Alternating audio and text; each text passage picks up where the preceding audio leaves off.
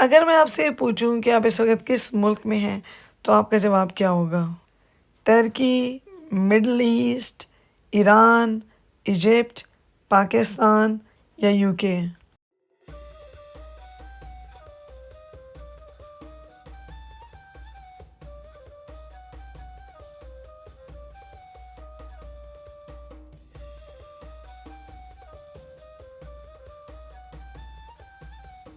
और अब किस मुल्क में हम पहुंच चुके हैं? अब आपका जवाब क्या होगा? इन मसालों के डब्बों को देख के और इस शॉप को देख के और आगे जो गोश्त आपको नज़र आएगा उसको देख के क्या लग रहा है कि इस वक्त हम किस मुल्क में हैं?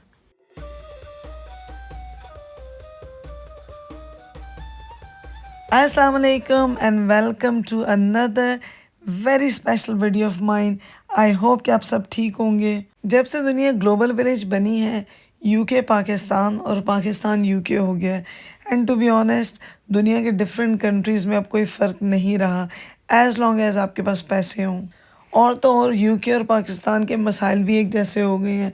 पहले लोग चैलेंजेस फेस करते थे पाकिस्तान में कि लोग माशी तरक्की के लिए मूव करते थे पाकिस्तान से यूके। अब यूके का वो बुरा हाल है कि ना ही पूछो।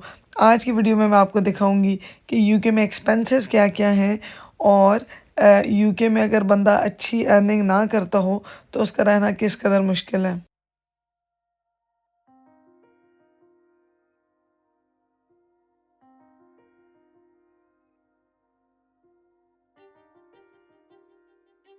जो लोग पाकिस्तान में नहीं रहते और इस्लामाबाद कभी नहीं आए, उनके लिए है ये कि है सेंटोरस मॉल इस्लामाबाद में। It's beautiful, beautiful building from outside and it's even better from inside. और यहाँ घूमते हुए आपको कहीं से नहीं लगता कि ये पाकिस्तान पाकिस्तान है। आपको लगेगा आप या मिडल ईस्ट में या किसी इंटरनेशनल किस्म के जो है ना मॉल में घूम रहे हैं। लेकिन बात यह है कि चाहे पाकिस्तान हो या यूके, इन जगहों को एंजॉय वही लोग करते हैं जिनकी अच्छी अर्निंग है, जो यहाँ से शॉपिंग करने की सलाहियत रखते हैं। अदरवाइज़ चाहे पाकिस्तान हो या यूके, लाइफ इज़ मिजरेबल क्योंकि फाइनेंशियल स्टेबिलिटी कहीं पे भी सर्वाइव करने के लिए आजकल बहुत ज़रूरी है। आई थिंक हम लोग जो मुल्क से बाहर रहते हैं, वो बाहर मुल्कों का ऐसा इम्प्रेशन क्रिएट करते हैं कि जो लोग हमारे अपने मुल्क में रह रहे होते हैं, वो समझते हैं कि यूके या किसी भी ओवरसीज़ मुल्क में लाइफ बहुत आसान है, पैसे कमाना भी बहुत आसान है और ये कि पैसे मिलते भी खुले सारे हैं। तो इसलिए आज की वीडियो का मकसद ये है कि मैं आपको रियल पिक्चर दिखाऊं यूके की। और this is coming from a perspective where two of us are working. और इन एक्सपेंसेस को देख के आप खुद अंदाज़ा लगा लें कि जहाँ पे एक बंदा काम करता होगा यूके में और उसकी एवरेज पे होगी जो नेशनल स्टैंडर्ड है, एवरेज जो पे लोग अर्न करते हैं रूटीन में, रूटीन की जॉब्स में, तो वो लोग कैसे गुजारा करते होंगे। तो चलें जी, स्टार्ट करते हैं।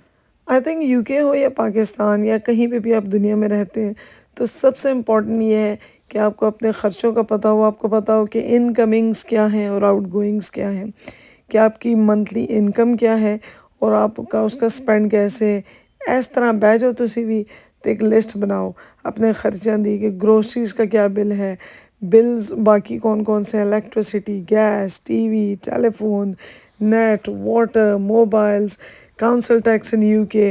तो ये सब एक लिस्ट बनाएं तो आपको आइडिया हो जाएगा, फेयरली गुड आइडिया, कि आपने आपने मंथली पैसे स्पेंड कितने करने हैं और आपकी इनकम क्या है। आई एम श्योर कि आप सारे ही समझदार हैं और आपने इस लिस्ट में फ़ौरन स्पॉट कर लिया होगा कि कुछ ऐसे बिल्स और टैक्सेस हैं जो अच्छा, अब आ जाते हैं कि एवरेज बंदा यूके में कितना कमाता है। ये डिपेंड करता है कि एक बंदा काम कर रहा है या दो। और ऑन एन एवरेज गूगल मुझे बताता है कि एक बंदे की सैलरी महीने की 3300 पौंड है। खैर मुझे इससे इत्तेफाक नहीं है, लेकिन चलें अगर मैं ये मान भी लूँ तो अगर दो बंदों की होगी तो उसको डबल कर लें। लेकिन जब आप ब्रेक डाउन करते हैं सारे एक्सपेंसेस का, कुछ जो मैंने आपको पहले दिखाए और कुछ जो अभी आपकी स्क्रीन पे चल रहे हैं, तो ऑन एन एवरेज जब आप सारे खर्चे निकालने के बाद आप देखते हैं कि आपकी बचत कितनी हुई, तो वो मिनिमल होती है या होती ही नहीं है। और ये भी हो सकता है कि आप कर्ज़ों में जा रहे हों। और जैसे मैंने पहले कहा, पाकिस्तान में कोई काउंसिल टैक्स नहीं है, पाकिस्तान में यूजुअली वाटर का बिल भी नहीं होता, जो गाड़ी से रिलेटेड एक्सपेंसेस हैं वो भी पाकिस्तान में नहीं होते। तो बहुत सी ऐसी चीज़ें हैं जो यूनिक टू यूके या बाहर की दुनिया में सिर्फ होती हैं। a large portion of the household budget, making it a crucial factor in financial planning. The amount you pay varies greatly, depending on where you live. Urban areas, with their bustling city life and numerous amenities, tend to have higher rents compared to the quieter countryside. The size of your home also plays a significant role in determining rent costs. A larger home with more rooms will naturally cost more than a smaller apartment. Additionally, whether the property is furnished or unfurnished can impact the rent. Furnished homes are convenient but come at a premium. In big cities like London, a three-bedroom house can cost over £2,500 per month. The demand for housing in such metropolitan areas drives up the prices significantly. Outside of London, in areas like Manchester or Birmingham, rent is cheaper. These cities offer a balance of urban living without the exorbitant costs. You might find a similar house for around £1,500 per month. This makes them attractive options for families looking to save on rent while still enjoying city amenities. Smaller towns and rural areas offer the lowest rents, with a three-bedroom house potentially costing under £1,000. These areas provide a more relaxed lifestyle and are ideal for those who prefer a quieter environment.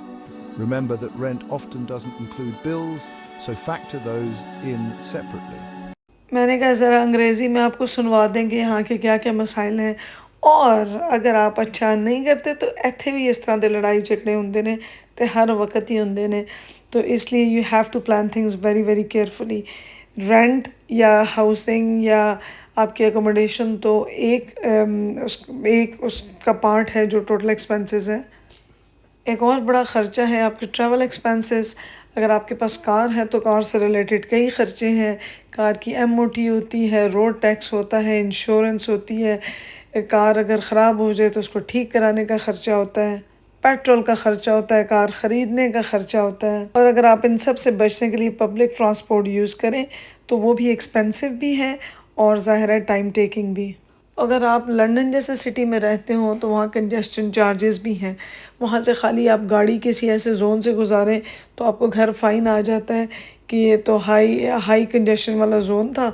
आप चूँकि यहाँ से drive करके गए हैं तो जाते हुए गुजरने के इतने पैसे वापसी पे गुजरने के इतने पैसे अपने मुल्क की क्या बातें हैं जहाँ हम उसकी इतनी बुराइयाँ करते हैं वहाँ कुछ अच्छी चीज़ें हैं हमारे मुल्क की फॉर एग्ज़ाम्पल पार्किंग खुली है साढ़े मुल्क एयरपोर्ट पे जाओ इस्लामाबाद एयरपोर्ट पे there is plenty of parking spaces और free of charge usually parking होती है यहाँ पे पार्किंग चार्जेस हर जगह पे हैं और पार्किंग फ़ाइन्स भी बहुत ज़्यादा हैं और आप गलत जगह पे पार्क करें तो आपको पता चलेगा कि एक बहुत बड़ी हैवी अमाउंट आपको पे करनी है और सर्टेन टाइम पीरियड में पे करनी है अगर आपके पास पैसे नहीं हैं तो it's none of anybody's business you have to कहाँ तक सुनोगे कहाँ तक सुनाऊँ अब आ जाते हैं यूटिलिटी बिल्स पे मैंने जैसे पहले दिखाया कुछ ऐसे बिल्स हैं जो यहाँ पे हैं पाकिस्तान में एग्जिस्ट नहीं करते हालांकि पाकिस्तान में सब बहुत गिला करते हैं बहुत से बिल्स का लेकिन ये जो सिचुएशन है ना मैंने कहा सर दोबारा दिखा दूँ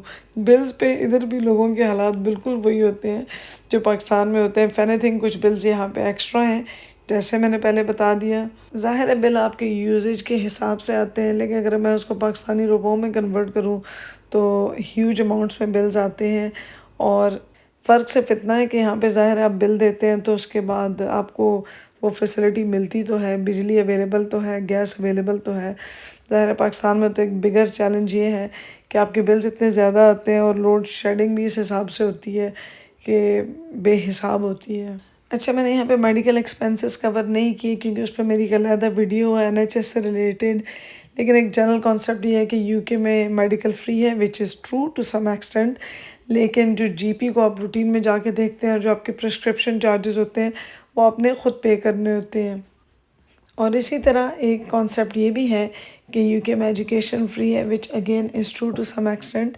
लेकिन इस फ्री एजुकेशन के बाद कंटेंट भी फ्री में वही पढ़ाया जाता है जो हमें पसंद हो या ना हो there is no other option जैसे कि LGBT which I always say बस साबित ये हुआ कि कॉस्ट ऑफ लिविंग UK हो या पाकिस्तान हाई है और इन दिनों तो मज़ीद हाई है कोविड के बाद से क्योंकि इन्फ्लेशन बहुत ज़्यादा हो गई है तो अगर अपने मुल्क में भी मसाइल हैं और परदेश में भी मसाइल हैं और यहाँ पे भी फेस करने हैं और वहाँ पे भी फेस करने हैं तो मुझे समझ नहीं आती कि हम अपने मुल्क में रह के हालात से लड़ने को प्रायोरिटाइज़ क्यों नहीं करते हमारा अपना मुल्क फुल ऑफ अपॉर्चुनिटीज़ है। कोई ऐसी चीज़ नहीं है जो मुल्क में हमारे ना हो और जो बाहर हो, चाहे वो जूसेस हों, शॉपिंग मॉल्स हों या खूबसूरत और बेहतरीन खाने की जगह हों, सब कुछ तो है हमारे मुल्क में। सिर्फ क्या नहीं है, हमारी विल, हमारा हार्ड वर्क, हमारी honesty.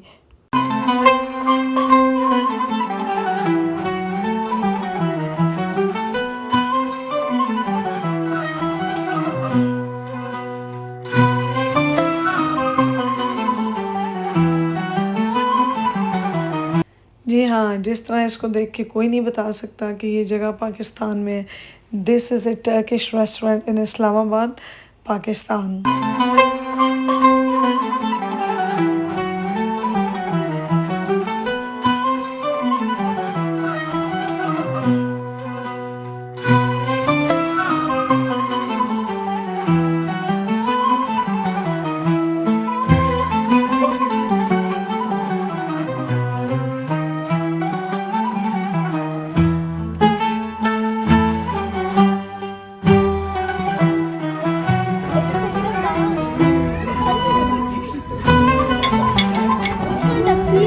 This is the Turkish pizza I've seen. What? Like, I'm having back or too much?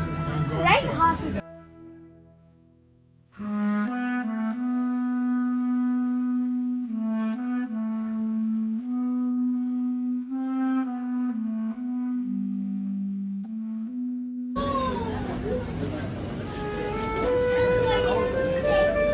और ये है जी एस्टा, एक ग्रोसरी स्टोर इन यूके। इसको अगर आप सीएसडी से कंपेयर कर लें, कोई डिफरेंस आपको नहीं लगेगा। कुछ यहाँ पे ऐसा स्पेशल नहीं है जो वहाँ पे ना हो। तो मुझे नहीं समझ आती कि परदेश को देश पे प्रेफर क्यों किया जाए। और अगर हमें परदेश की चीज़ें इतनी ही पसंद हैं तो हम अपने मुल्क को ही परदेश बना लें, देश को ही परदेश बना लें। वहाँ पे वो चीज़ें ले आएँ जिसकी वजह से हम देश छोड़ के परदेश में जाते हैं। एनीवेज, लेट मी नो आपको आज की वीडियो कैसी लगी। I will see you in my next video.